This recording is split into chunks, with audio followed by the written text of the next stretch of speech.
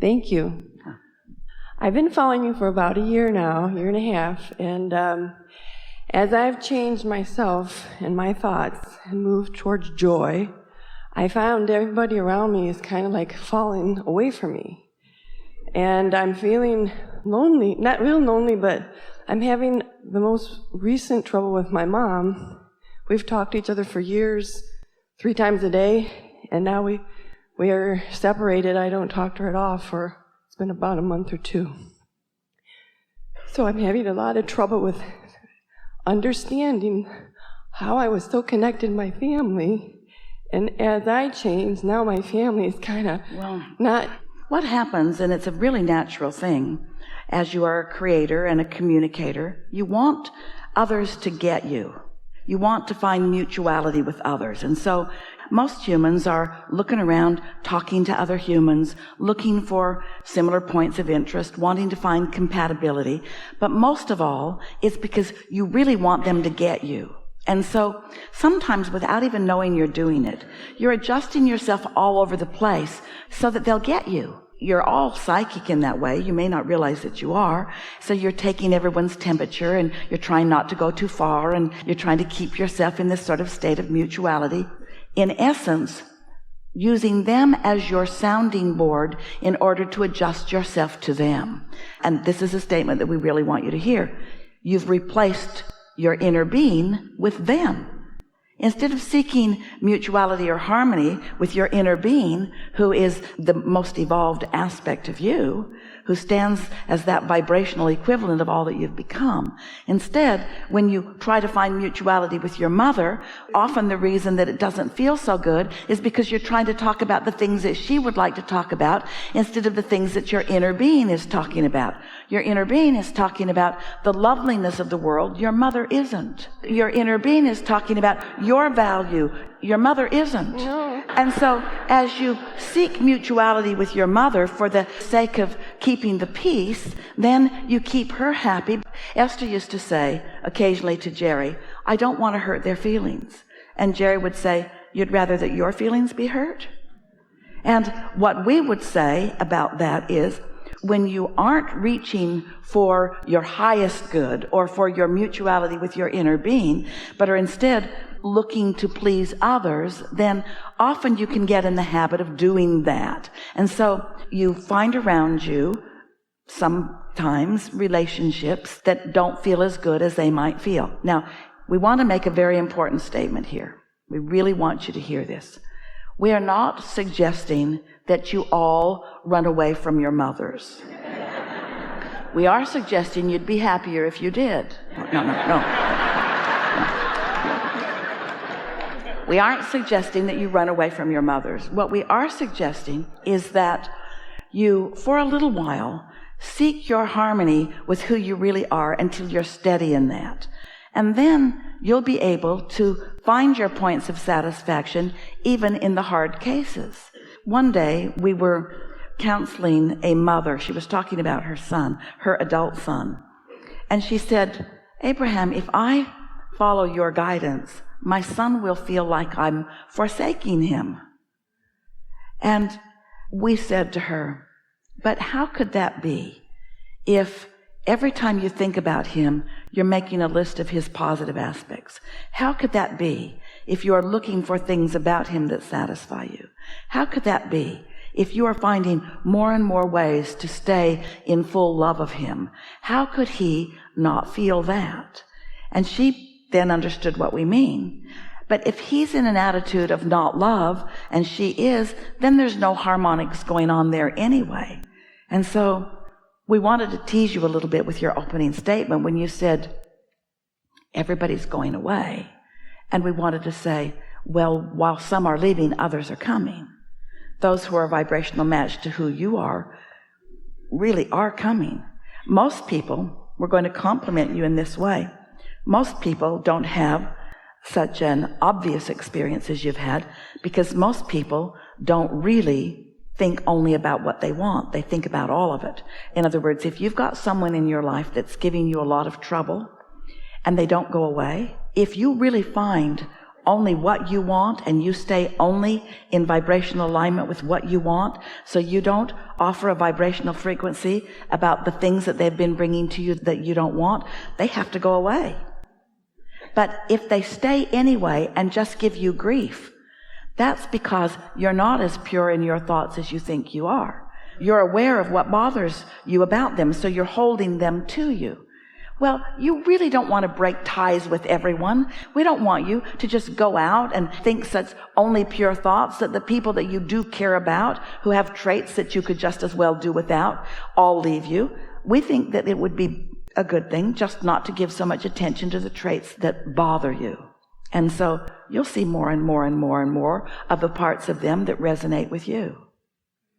Here's the big statement. We would not spend any time trying to build a relationship with someone that took us away from our inner being. If we were standing in your physical shoes, we would not sacrifice alignment and love and clarity and longevity. We would not sacrifice that fullness of alignment for the sake of keeping any friendship going, even if the friend is your mother. We would not do that. But we also would not turn away from them physically, because the vibrational patterns that you've got are still there. Instead, we would do, as you were talking about doing, we would bridge the beliefs gradually. So let's play that game. So what do you think was one of the dominant characteristics that made it easy for you to put some space of time and distance and talking between you and your mother? Why did you make that decision? Oh, we argued. There was alcohol involved, and there was arguing, and she's drinking and doesn't want me involved in her life, and she said, get out of my life. So you don't like her bossing you around, and she doesn't like you bossing her around? Probably. And both of you want to boss the other one around? Oh, okay. I worry about her because she's 79, and I'm the only one that would take care of her when she gets ill or sick or... Yeah, so she better shape up, or she's going to be a burden to you. Oh my God, yes, that's so true. Yeah. We get that. But you're the same in that you both are independent. You want your independence, and you really don't want someone telling you a bunch of things that you don't want to hear. Because both of you do want to lean in the direction of how your inner being feels about you and who you really are. It will be asking a lot, especially since we've already encouraged you here in this conversation. But is there anything about your mother that you easily can appreciate and feel satisfaction about?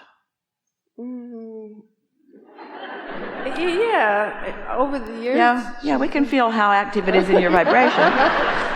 Probably something you think about every single day. Okay, but dig deep and see if you can find anything. I got some. She works really hard, and she got all good grades in school, and she's an attorney. she's a lot of opposite of what I am in those endeavors. Her work ethic and her education and her intellect way off the charts. All right, so you're doing what most physical beings do. You're taking, it's all right, we asked for it. You're taking her characteristics and sort of sorting them into piles of good and bad, and you found some things that are very virtuous about her that have annoyed the life out of you for as long as you can remember, because she sort of used them to club you about the head with what good grades she got, meaning what bad grades you got, and so forth. So you just gave us more of what you've been feeling, and it's logical, isn't it? Because you're far from satisfied. You're downright annoyed over here. You're not in the it could go either way zone. You've already gone way over there to the point that you might not ever speak to her again, and so we're asking quite a bit for you to come back. And yet we still know that there are things, if we were really teaching you in an effective way, we would say to you, just don't think about your mother. Think about something else that satisfies you. And you could easily do that. And yet, here's the thing. If someone on the telephone called you and said, you don't know me, I got really good grades in school. I'd say, what do you do? And I'm never going to call you again. You'd say, all right. You might even say, good for you, I didn't. And you wouldn't feel any negative emotion about it. But when it is your mother, then it's not likely that your thoughts about them are going to cease, because you're tied to them in so many ways. So the fact is this: it is unlikely that you're not going to think about your mother. And right now, it's unlikely that when you think about her, you're going to feel good. So you're screwed. I am. Because you can't not think about her, and you can't feel good when you do. So what are you going to do? You've got to do something about this. You've got to find some way that you can think about your mother and feel satisfaction. So we'll just give you some things that we know about it. Your parents are your avenue into this physical experience, and oh, what an avenue that is. Your source energy wanting to come into this experience, and she provided the avenue for you to come in. That's something to feel some appreciation for. Not only that, but she never feathered your nest. And that's something too, because you never really did replace your inner being with her, because she never felt really good to you when you did. And that's why when you started hearing about us, when you started hearing about your inner being, you took to it in a really easy way, because it resonated with you. You have known all through your life that it is supposed to feel better than it was feeling. And so it was easy for you to gravitate towards your own guidance system. She helped you a lot in that way, didn't she? That's something to feel some appreciation or some satisfaction for. She's really, really independent. She does not want anybody taking care of her. She doesn't even want to discuss the fact that someday she might need to be taken care of. And that whole subject just annoys her so much, because it's sort of taking the legs out from under her. That independence is something that you might want to honor and respect. One day, Esther got off a shuttle bus, and her daughter got off ahead of her, and her daughter reached out and took her mother's hand. And Esther said, "Get away from me." And Tracy said, "I was just being polite." And Esther said, "Stop it. Stop being polite in the way that says, 'Mother, you might fall off the shuttle bus if I don't help you.'" Esther said, "Do you know how many places I go and you're not there? Aren't you worried that I might just tumble into a gutter and die somewhere if there's not someone there to help me off the shuttle bus?" Esther wasn't mad at Tracy. Esther understood, but Esther is wanting to speak her independence. And so is your mother. She's wanting to say, "I have resources." Isn't that a good part of what you're arguing about? Oh, yeah. When you think about it? And would you want to diminish her sense of her own autonomy and her own well-being? Don't you like it? But you see how far you took it? You said, "We argue because blah, blah, blah, blah, blah. And I'm the one that's going to have to take care of her." You hear what you're calling out to her? You're saying to her in lots of ways, not only are you not going to be able to take care of yourself, but you are going to then be a burden to me. Okay. I've never looked at it that way. We know.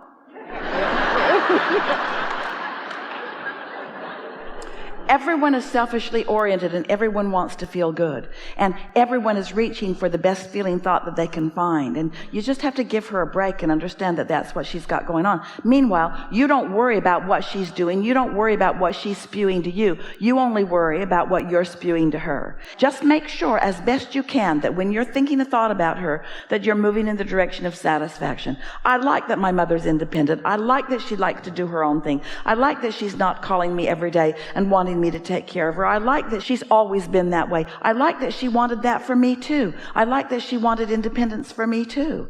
And I like that I have found my independence in my relationship with my inner being. I like that she pointed me in the direction of finding my own resources. The reason that I'm as stable as I am is in large part due to the things that my mother offered to me or didn't offer to me. She was really a good choice. She was a choice I made from non-physical. I made that choice of her. I knew that she would not feather my nest. I knew that she would allow me to be independent. I knew that I would have the best possible life experience being set off on my beginning with her. I knew that. She kept her word to me, and now I'm keeping my word to her. I love her, and I don't need to be with her all day, every day. But I love her.